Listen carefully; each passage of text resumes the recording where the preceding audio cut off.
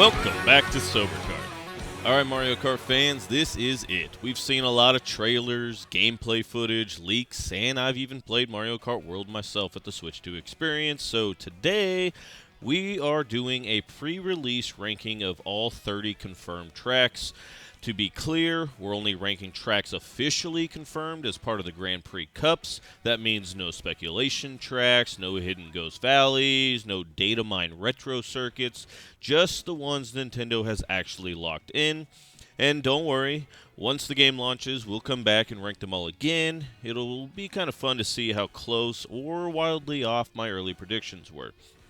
This list is based on track design, terrain variety, potential mechanic sections, and just how fun and or competitive they look based on what we've seen so far. Also, we will be doing a few giveaways of the Mario Kart World game, so make sure you are subscribed and stick around to the end of this video to find out how to win the first one. Don't worry, it'll be really easy. Starting out with number 30, Moo Moo Meadows. Okay, don't throw red shells at me just yet. Moo Moo Meadows is coming in at the bottom of our pre-rankings, and not because it's a bad track, but because it's just, well, Moo Moo Meadows. This course is a certified classic, but in a game as ambitious as Mario Kart World, a simple flat pasture with a few cows doesn't exactly wow on the innovation scale. No verticality, no crazy mechanics, and based on what we've seen, not much has changed. That being said, it's the perfect warm-up map, low stakes, easy line, and ideal for easing new players into the chaos that comes later. It's the comfort food of Mario Kart, and there's always a place for that. So yes, it's ranked last, but it's here because something has to be. Still, shout out to the cows though. Coming in at number 29 is Desert Hills. And look, I wanted to love this one more. It's got that classic DS era heat. It's got Pokey swaying around and the music, still a bop. But when you're dropping it into a massive world of Mario Kart World, it just doesn't heat up the rankings like it used to. Visually, it looks nice, definitely got a fresh coat of paint, but from what we've seen in the footage and visually from my hands-on experience, the layout still feels a bit basic. It's very straightforward, wide open, not a lot of creative use of new mechanics like wall riding or alternate pathing. Think of Desert Hills as the early cup filler track, not bad, not broken, just not bringing the spicy innovations we're seeing in the higher ranked ones. It serves its purpose, but it's coasting on nostalgia more than the raw gameplay hype. Alright, this one might ruffle a few feathers, but coming in at number 28 is Starview Peak. Yeah, I know this track looks stunning. It's got that cosmic galactic vibe that screams Final Cup energy. But when it comes to the actual layout, it's just not all that. The visuals are doing a lot of the heavy lifting here. We're talking next level atmosphere, twinkling skies, dramatic mountaintop views, and what looks like killer view of the surrounding world map. It feels like you're in the universe of Mario Kart, but the track itself is very straightforward. I've never been a huge fan of courses that end in glider sections for one, and it just doesn't push the pace of complexity the way the other tracks do. What really stands out during this track isn't the tight turns or strategic decisions, it's all the stuff happening outside the track. The intermission zones, the map transitions, those had way more intrigue than the raceway itself, so yeah, Starview Peak looks like a star, but in the rankings it doesn't quite land among them. Coming in at number 27 is Koopa Troopa Beach, and let me just say this right off the bat, I still personally believe this is the N64 version, not the SNES Koopa Beach like most people are claiming. Here's the thing, we never seen any actual footage where the race ends on this course. In every gameplay clip or demo sessions, we start on the island, and if you pay attention, you'll notice that as you move west, you transition into the more pixel-perfect SNES-style layout. But the starting island that you see in the background, that's got to be classic N64 Koopa Troopa Beach all the way. Now, since Nintendo hasn't fully confirmed this version yet, I have to rank it based on what we have seen, and I'll be honest, it's not blowing anyone away. The layout feels a bit tame, and without full confirmation of which version we're racing, it's tough to truly get hyped. But what does save this course is the water mechanics. The way your kart transforms and fluidity of the terrain through the beach zone adds tons of personality, especially in Mario Kart World, where water feels more impactful than ever. And hey, if I am right and we're getting a true two-form N64 Koopa Troopa Beach, this track is going to skyrocket up the rankings. Plus, Nintendo wouldn't accidentally misname their track, would it? And at number 26, we've got the SNES Mario Circuit. And I'll start by saying I actually love what they did here. Instead of just giving us one layout, they combined the first 3 classic circuit tracks into one seamless course, which is honestly pretty cool. It's fun, nostalgic, and it feels great to blast through these retro layouts with the fresh coat of paint that Mario Kart World provides. But we've seen these tracks a lot over the years between Mario Kart DS, 8 Deluxe, and even Tour. These layouts have even been remixed, remastered, and reused a ton, so it's hard to rank them too high based purely on what we've seen in terms of innovation. Still, these are fast, clean, tight tracks, and especially for technical racers, they'll have plenty of appeal. I'm not sleeping on these entirely, they just didn't bring quite as much new heat as the rest of the lineup did. And coming in at number 25 is Wario Stadium, and do not get it twisted, this one still looks like a blast. It's just sitting a little lower on the list because expectations are high when you slap Wario's name on a stadium track. Now, we do see some solid wall riding and rail grinding sections, and yeah, the energy is there, but compared to other stadium-style tracks in Mario Kart history, this one felt like it could have used more trick-heavy chaos. It's missing that high-octane bounce that you kind of expected. Also, yes, this is clearly not the full N64 version. They cut out a lot, and that makes sense. The original was infamously long, and streamlining it for modern pacing is a really smart move. But in doing that, it seems like some of the wild, over-the-top personality got dialed back a ton. Still, it's Wario. You know he's not showing up without at least some fireworks. Sliding into number 24 is a familiar splash of nostalgia, Peach Beach. Now, from what the gameplay we've seen, especially on what I'll call the lower beach variant, this track looks like it's lifted straight out of Double Dash. And honestly, that's not a bad thing. I've gone on record saying that Double Dash is my favorite Mario Kart game of all time for at least its time in history, and this course brings back that sunshine-soaked chaos. But here's the thing. Mario Kart World is built around new mechanics, charge jumps, grind rails, wall riding, and all that next-gen stuff, and this track, at least from what we've seen on the lower level, doesn't really showcase so much of that. Sure, we know most tracks will probably have multiple variants from what we've seen, and there could absolutely be a remix version that brings more modern flair, but as of now, this is a safe pick, not a standout. Kicking off at number 23 is the very first track we ever saw from Mario Kart World, the one that started it all, Mario Bros. Circuit. This was the debut track shown when the game first teased, and even now it's still a solid introduction to what the new era of Mario Kart is all about. It's your classic starter course, but don't let that fool you. For a beginner track, it actually does a great job sprinkling in just a bit of everything, from mild wall riding and some grind rails, and even a few spots where you can test out a couple air tricks. Now sure, it's not going to blow anyone's kart tires off, but this is how you should introduce new players to the madness. It's clear this course is meant to be a teaching tool and place to dip your toes into all the new mechanics, and on that front, it totally delivers, and that's why Mario Bros. Circuit earns a comfortable spot here. And next at number 22 is Whistle Top Summit. This track is another early game gem coming straight out of the Mushroom Cup, and while it definitely looks fun, it lands at number 22 based on what we've seen so far. Now don't get me wrong, the rail grinding through the Cap Summit while dodging trains, that's a great concept. And yes, driving on top of a moving train, certified yes please. But here's the thing, the layout we've seen so far might lean in a little too heavily into grinding. If this turns into a grind or bust kind of track, I worry it could feel more like a rhythm minigame than just a race. That being said, the multiple route options look promising, and this track could easily shoot up the rankings post-launch if it offers more dynamic choices or has some unexpected mechanics baked in. And for number 21 is Crown City. Honestly, this one barely missed being higher on the list, but from what we've seen in demos and footage, this track has solid flow, a good mix of turns, and it looks like it could support multiple driving styles depending on your kart setup. But where this track really shines isn't even in the racing, it's the environment. The city feels alive, and every corner we've seen hints at hidden alleyways, rooftop routes, and potential free roam content that we haven't even scratched the surface of yet. If this area ends up being a central hub for missions or story mode elements, it could become one of the most iconic areas in the game. For now though, we're ranking it purely as a racetrack, and that's why it's solid, but just not a standout. Yet. At number 20, we've got one of the most visually creative tracks in the game, Boo Cinema. I mean, come on, racing through a haunted movie theater? That's peak Mario Kart atmosphere. The aesthetics here are an absolute killer. From the flickering projecting lights, the spooky seating rows, this course feels like it was designed by someone who really wanted to make a statement. But the layout, that's where it loses a few spots. It essentially is a glorified figure 8, with one slightly technical section that tries to add some spice, but it's just not long enough to quite pull it off. That being said, for what it is, Boost Cinema will still be a blast in multiplayer, especially with a few items flying around and maybe some lightning strikes to mix things up.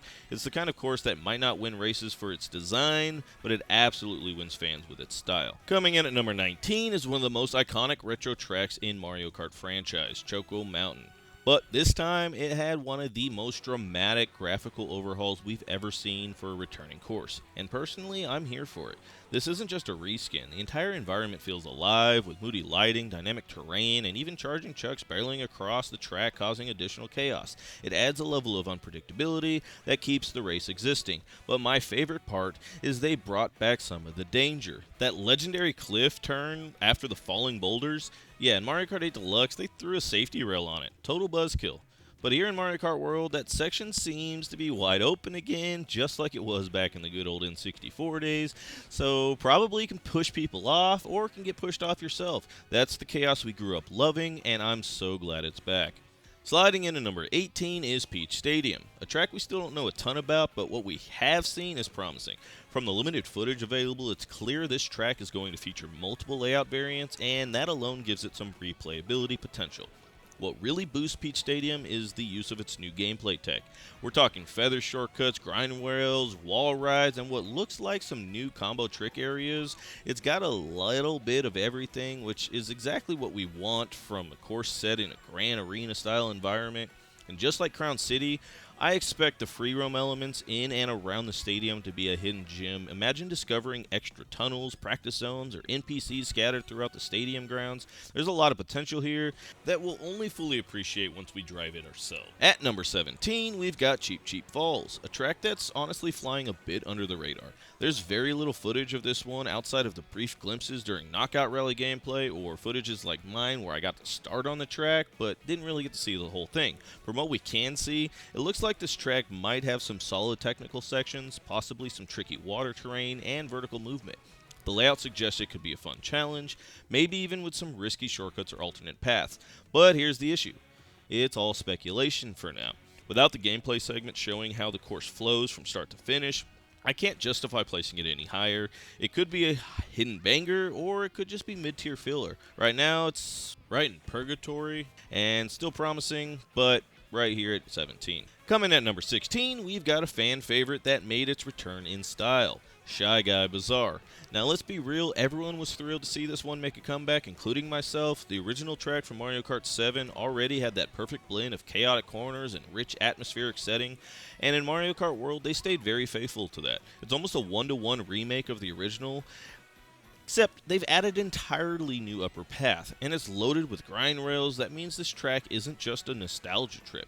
It's been elevated, literally, to fit the Mario Kart World mechanics. Rail grinding adds a whole new strategic layer, whether you're taking alternate routes, dodging items, or just going for style points. It's one of the best examples of how Nintendo is reworking older tracks without ruining what made them great, and instead layering them into new tech to make them feel fresh and relevant in 2025. Number 15 is the gloomy, gritty, and gloriously reimagined Wario Shipyard. Now, before anyone starts yelling at me for not putting this track higher, trust me, I get it, this track looks incredible. The spooky dockside aesthetic, the sunken ship elements, and eerie lighting, it's all visually stunning. But here's the thing, with how much water mechanics have changed in Mario Kart World, this track lands squarely in the middle for now. The water morphing feels different, and while it's not bad, it definitely takes some getting used to. The boat conversion mid-race is awesome, but doesn't quite hit as hard as I'd hope. At least not in the footage I've seen so far or whenever I got to play the game. That said, I am very excited to race this one. The environmental vibe is strong, and I love the way it feels like Wario's grimy take on something like DK Jungle. And let's be real, I can only imagine what kind of free roam secrets are lurking out in the ocean surrounding this track. Giant Cheep Cheeps, hidden whirlpools, a sunken treasure chest with Wario's name on it. Who knows, but I am here for it. Next up at number 14 is what I think could end up being one of the most iconic tracks in all of Mario Kart World, DK Spaceport. The second I saw this track, I was hit with pure nostalgia, from the arcade-style steering scaffolding to the barrel blast and rocket platforming. It's giving the big original Donkey Kong arcade game energy, in the best way possible. And let's be honest, this track is just as cool. Now, here's a bit of speculation, and tell me if I'm crazy, but with how prominently they show off that massive rocket, wouldn't it make sense if this track actually launches us into the Rainbow Road later in the Grand Prix? I don't know if it'll happen, but the connection is just sitting there waiting to blast off. So why isn't it higher on the list? Well, it's just a bit too wide open and forgiving. The layout, while beautiful, seems a little too easy and straightforward. I wish it had tighter turns or more technical sections. I'm probably going to kick myself for not putting this in the top 10 after I play the full game, but based off of everything I've seen so far, DK Spaceports lands at a solid 14. Coming in at number 13 is one of the most surprising and visually stunning tracks in Mario Kart World, Dandelion Depths. This was one of the first tracks where we saw the rewind feature in action, and honestly, that might not be a coincidence. There are clearly some tricky combo shortcuts and technical routes here that will take practice to master. From what I could tell, this is a track where skill expression is actually rewarded, and I love that. Verticality plays a pretty big role here, and what's really cool is you can actually fall off the map here, creating alternate routes that feel more like platforming and standard racing and free roam elements. There's a really satisfying flow to the layout that makes the whole course feel like a roller coaster made out of jungle vines and flower petals. And here's the kicker, this is one of the tracks I actually got to play. And let me just say, it feels even better than it looks. The line options, the momentum, and responsiveness, Dandelion Depths is easily one of the best designed tracks in the entire game. Now, this might shock a few people, but coming in at number 12 is Sky High Sundae. Look, I'm going to be completely honest, this was one of my least favorite tracks in Mario Kart 8 Deluxe. It felt flat, repetitive, and a little uninspired despite the colorful visuals. But after seeing what Mario Kart World has done with it, I've completely changed my tune. This track was clearly built with Mario Kart World's mechanics in mind. The amount of grind rails, wall rides, and combo trick setups baked into this track are absolutely insane. It's gone from a floaty, flavorless course to one of the most technically demanding tracks we've seen so far. This is going to be a speedrunner's playground. Now, it's still a giant oval, and I think that's what keeps it from breaking into the top 10, but I can already tell that once people master the charge jump into grind rail and onto air trick combos, this track could go from to S tier real fast. I could be wrong, but this may end up being one of the most fun tracks Mario Kart has ever seen. And barely missing the top 10 is Acorn Heights at number 11, and honestly, this one looks like it's going to be a blast to race on. What really stands out here is the variety of route options. There's just something about the way this track is layered, from vine-based grind rails to glider sections tucked behind giant acorn trees. That screams exploration meets optimization. And while it may not be the most technical course, moment to moment, it definitely feels like one where picking the right path at the right time will make all the difference, especially in a 24 race environment. We've seen some footage showing multiple ways through the same stretch with branching paths, air routes, and even some sneaky looking wall rides, all adding depth to what might be, or might seem, like a peaceful nature-filled track at first glance. This is the kind of track that'll be deceptively hard to master, and I can already tell it's going to be a community favorite once the game launches. Cracking into the top 10, we've got Faraway Oasis, and honestly, the name says it all. This track feels like a dreamy mirage baked into chaos. From the start, the lush desert atmosphere paired with wildlife running all over the place gives this track a ton of unpredictability. Here's the twist, you can bounce off of most of these animals for extra boosts, turning what used to be obstacles into potential high skill maneuvers. It's a big deal for recovery and competitive racing, but what really launches this track into the top tier for me is that giant waterfall section towards the end. It's wide, it's dangerous, and it's just begging to knock you off the edge, especially when smart steering comes off and you're getting pelted by bananas or red shells mid-jump. Expect a lot of chaos here. This track has the potential to ruin your run or make your moment, and I'm here for every second of it. Sliding into number 9, we've got the snow-covered classic DK Pass. This track stuck to its roots and kept the technicality that made it memorable in the first place. In fact, it features what might be one of the sharpest turns in Mario Kart World, and I cannot wait to see who nails it or just drives straight off the cliff. I've always had a soft spot for snow maps, and DK Pass brings that icy nostalgia back in a big way. Sure, I was secretly hoping for DK Summit again, but who doesn't love a snowboard half-pipe section? But the way this remake plays, DK Pass might just scratch that itch. Between the snowy hazards, the tight drifting zones, and the beautiful environment overhaul, this one feels like it's going to reward precision more than anything, and that's why it earns a solid spot in the top 10. Coming in at number 8, we've got the track that completely changed the way I looked at Mario Kart World. Salty Salty Speedway. The gameplay footage from this one is what really opened my mind to just how deep the mechanics in this game can go. This isn't just a fun race through some scenic backdrops, this is a combo trick central, and your performance comes down to how well you can chain together those air tricks, your boost pass. What I love most is that you're given true freedom. Do you want to thread the needle through the narrow water canals or take the lot more technical route that completely depends on timing? The layout is insane, and I genuinely don't think that we've ever scratched the surface of what this course can offer yet.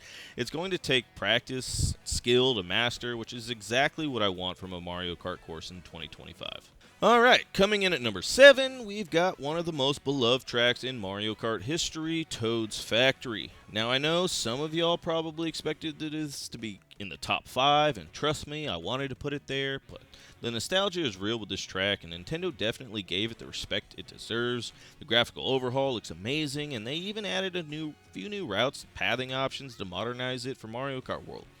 But here's the deal, from what I've seen in the footage, and this version just isn't as technical as I was hoping for. That's not necessarily a bad thing. In fact, it probably will add to replayability. That might make it more accessible and fun for casual players. But for those of us who love pushing the game to its mechanical limits, it doesn't quite hit that top tier level for me. It's still a banger, don't get me wrong, and I'm definitely open to bumping this one higher once the game is out and we see all the potential routes and skips. But as it stands now, number 7 I think is a pretty fair spot. Taking the number 6 spot is a track that honestly blew me away the moment I saw it. Great Question Block Ruins. First of all, I'm surprised this isn't labeled as a DK track because the jungle temple vibes are so strong, but regardless of its theme, this track is hands down the most visually stunning course in the entire game. We're talking high altitude design and glider launches, grind rail pass, and a layout that just screams vertical chaos in the best way. And I can say this from personal experience. I actually got to play this one and I cannot wait to race it again. The mixture of visuals, elevation, and technical challenge makes this track what's going to be both rewarding to master and just a jaw-dropper to look at. This is what Mario Kart World does best, blending spectacle and strategy, and Great Question Block Ruins is the perfect example of that. And right at number 5 is Airship Fortress. This track doesn't hold your hand at all. It throws you into the fire, quite literally. Airship Fortress is a pure skill gauntlet, narrow ledges, flying debris, swerving bullet bill cannons. It's the kind of course that makes you lean into every lap. The remake is absolutely gorgeous, sharper turns, better pacing, insane lighting when you're driving on the hull of the ship. It somehow feels both nostalgic and brand new. If we're nitpicking, I would have liked to see more bullet bills. The setups there, you're dodging fireballs and flying wrench projectiles, so why not go full chaos mode with more cannon launches? Still, regardless, Airship Fortress delivers, tight lines, high stakes, zero fluff. It's Mario Kart with teeth. Right at number 4 is Rainbow Road. Haven't seen it, haven't raced it, no one has, but it's Rainbow Road, and history speaks for itself. I went back through every Mario Kart title, ranked each Rainbow Road individually, and the average lands right here. Number 4, consistently elite, never quite the GOAT. Nintendo doesn't miss with Rainbow Roads. They're always visual masterpieces, usually very high skill, always a little sadistic, but none of them, not the N64, 3DS, or even the Mario Kart 8 finale, ever hit that number 1 all-time tier for me. So unless this one drops with new warp zones, literal rainbow black holes, or something else entirely, history puts it here, locked in at number 4. And sliding into the top 3 is Bowser's Castle. This one lives up to the name. Bowser's Castle in Mario Kart World isn't just a lava core cliche for something colder. It's also an evil laboratory buried underneath a fortress inside a volcano. It's dark, high-tech, and punishing. The turns are tight, the routes split just when you start feeling confident, and then there's this electric pylon section, which is a full speed boost lane.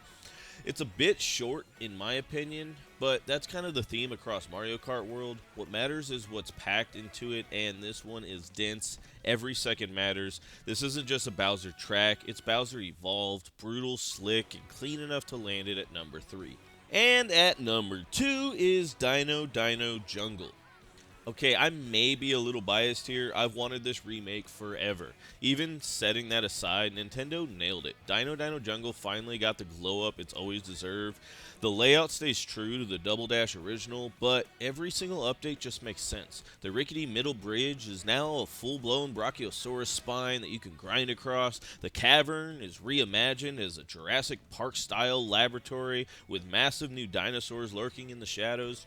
They didn't just change the DNA, they enhanced it entirely, added new routes, more shortcuts, and way more spectacle without breaking the flow. Dino Dino Jungle has always had the bones of a top-tier track. Now it finally looks and races like one, easily top 2. And let's bring it home at your final entry, number 1, Dry Bones Burnout. There's not a ton of footage out there, and honestly, we don't even need it. What we have seen is enough to know that this is probably the most technical and ambitious track in the game. Dry Bones Burnout is built for mastery, packed with grinding rails, wall rides, glider transitions, and alternate routes that reward precision. Every section screams risk first for reward, and the aesthetics are absolutely unreal. You're flying straight into a giant dry bone skull, and depending on your line, you can launch into to chop the jaw or dive right into the mouth. It's chaotic in the best way. Nintendo clearly went all out here. This is the track that I'm personally most excited to grind laps on, and I wouldn't be surprised if this becomes the new measuring stick for high skill play. Dry Bones Burnout isn't just a great track, it's probably the new standard. And that wraps up our ranking of the 30 confirmed tracks in Mario Kart World, but let's be honest, this list probably won't hold for long. Demo footage and trailer breakdowns have already shown off mysterious track segments, legacy returns like Choco Island 2, and even what looks like a brand new Desert Daisy Castle course. Who knows how many tracks are actually packed into this game? One thing's for sure, we will be back with a full updated ranking the moment Mario Kart World drops, so stay locked in. Now for the giveaway we promised, we're giving away a copy of Mario Kart World to one of you who watched this video. All you have to do to enter is make sure you are subscribed. Like this video and comment your number 1 track that you're most excited about in Mario Kart World. We will announce the winners right after launch days, so make sure you get your entries in as soon as possible, and good luck. Thanks for watching, and we'll see you on the starting line. Let's go.